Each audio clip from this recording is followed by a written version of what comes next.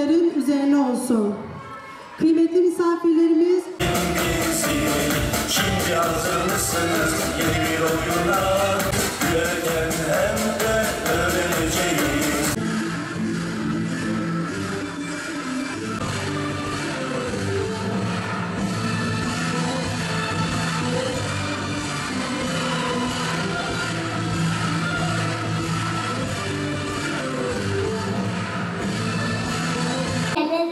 خلق الإنسان من علق اقرأ وربك الأكرم الذي علم بالقلم علم الإنسان ما لم يعلم. بسم الله الرحمن الرحيم. Rahman ve Rahim olan Allah'ın adıyla oku, yaratan Rabbin adıyla oku. O insan bir kalp fıçısından yarattı. Oku, senin Rabbin en cömert olandır. Bunu herkes bilmeli. Allah temizdir. Allah temizdir. Temiz olanları çok sever. Güzel temizlik. Abdest sanatına. Bismillah diyerek başlarına. Önce ellerden damız. Ağız 3 kere çalkalanana.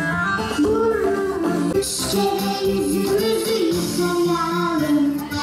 Muhammed'in nuruyla aydınlandı insanlık.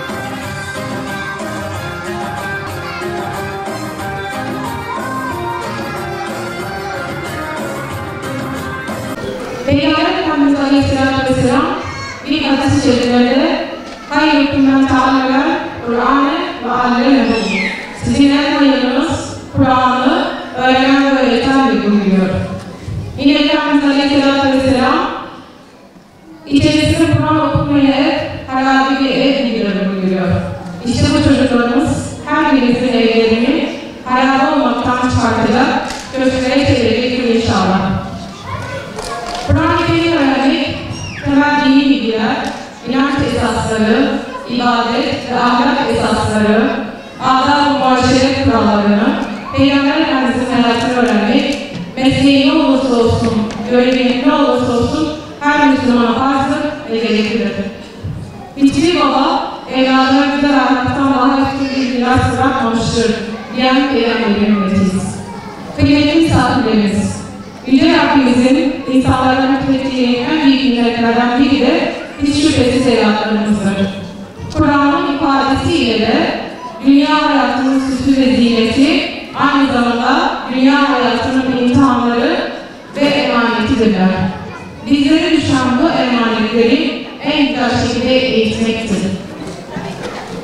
Bizlere emanet ettiğimiz evlatlarımızı bugünden sonra bizler sizlere emanet ediyor ve öğrendikleri Kur'an-ı Kerim'i unutmamaları için gayret göstermenizi sizlerden diliyoruz.